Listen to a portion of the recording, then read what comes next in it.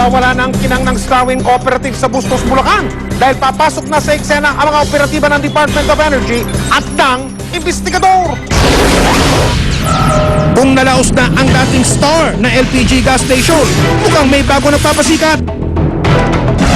Sa kabilang bayan lang daw kasi ng Bustos sa Bulacan, merong gasolinahan na ganito rin ang kalakaran.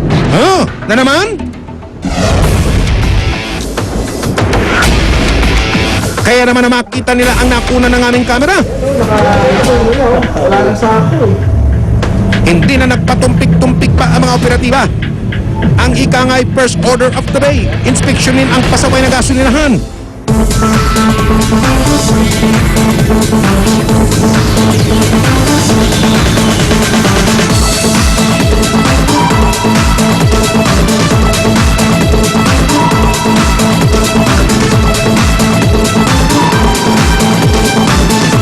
Pagdating sa target area, business as usual, ang drama.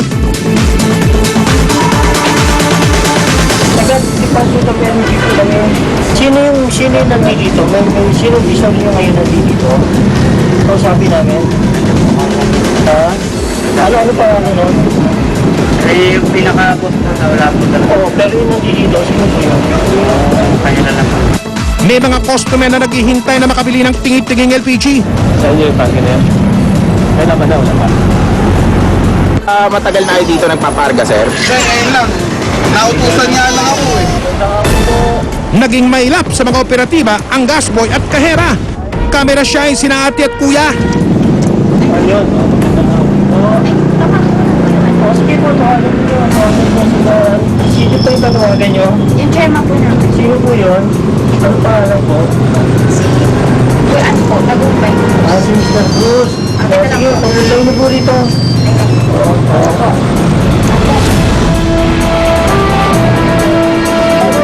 Ilang minuto pa dumating na ang tinuturong isa sa mga miyembro ng Starwind Cooperative na si Ginoong Tagumpay Cruz. Siya rin daw ang tumatayong ingat yaman at tagapagsalita ng kooperatiba. Giit ni Cruz dahil isa silang kooperatiba, mga miyembro lang naman daw nila ang kinakargahan nila. Ano sa mga miyembro lang? Kami nagbebenta sa... Oh my gosh, liha ka ba? Kaskas na po kasi ang estilong yan, sir. Boom! Ang asset nga namin na hindi naman kasapi ng kooperatiba. Ayan, nakabili oh! Maging ang aling ito na nagmamadali pang pumasok at tila kailangan na magluto, hindi rin po pala miyembro. Member ka ba ng kooperatiba? Hindi ka member ng kooperatiba? Hindi, so magkakarga ka? Oh no, ano ito? May humahabol pang ibang parokyanong miyembro? Halubet, bawal halubet. Alis na lang kami.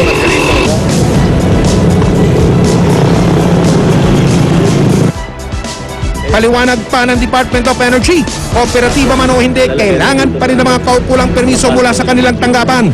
Because it's an auto LPG station, they still have to comply with the regulations on auto LPG, which means they cannot also load LPG coming from here dun sa mga tangki pa rin ng LPG. Maging ang pangkarga pala nila ng gasolina para sa mga sasakyan, wala ring sapat na permit. As a gasoline station, they cannot operate without the authorization from the DOE in the form of a certificate of compliance. That's the form that we, or the authorization that we give operators of gasoline. Hindi pa nga kami nag-operate full class eh. Pero teka, hindi yata lubos na naintindihan ang paalala ng mga operatiba. Kailangan hindi kayo mag-operate sir. Totally closed to to the operating as a supposedly protected but you still do not have permission kayo. Both as an auto LPG station and as a gasoline station. You don't have the authorization to do not operate sir. Yes sir. Boom! Ayan, na-pick up nyo na ba ang lines ng mga operatiba? Eh, hindi pa kami nag-operate pa doon. Sa huli, pumayag si Ginoong Cruz na pangsamantalang isara ang gasolinahan ng kooperatiba hanggat hindi na po kompleto ang kanilang papeles. Alam naman namin pero siyempre, nakita niyo naman yung mga kababayan nating mahirap. Na hindi talaga kayang, pero ang kukulit nila eh. Kami ayaw namin, ang member, ang board of directors, nag-file na ng resolution na wag na talagang na miyembro na lang. Pero siyempre nakikiusap yung mga tao na mga lalo na yung mga tricycle driver. At dahil illegal rin ang kanilang pagkakarga ng household LPG, kinumpiska ng DOE ang adapter na ginagamit para makapagkarga nito. Kinukumpiska muna namin to, issuehan namin siyang resibo. So, pwede namin gamitin kasi ito pag pinala namin ng criminal case sila for illegal refilling, illegal trading. So, itong isang ebidensya namin, sir. Kakargahan din ng Department of Energy ang Starwind ng mga kaukulang kaso at parusa.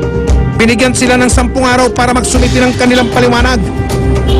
As an extreme, pwede rin namin siyang kasuhan criminally in violation of BP 33 and the rules and regulations of the DOE. Ayon sa grupong Liquefied Petroleum Gas Marketers Association o LPGMA, hindi raw nakapagtatakang maraming nahihikayat sa ganitong illegal na sistema. Nako-considered po kasi ng consumer ngayon na magkarga dito sa mga autogas station dahil tingi ito. Kung meron silang tangkin 11 kg ang capacity, pwede lamang nilang kargahan ng 3 kilo hanggang 4 na kilo. Ina-allowed yun, pero yun po illegal. Kaya naman isinusulong ng grupo ang mas murang alternatibo sa merkado. Marami pong option ng ating consumer kung gusto po nilang lumipat ng ibang brand o kaya ibang mga sukat ng mga tangke. Kami po normally ay mas mababa po ng mga 100 piso bawat tangke.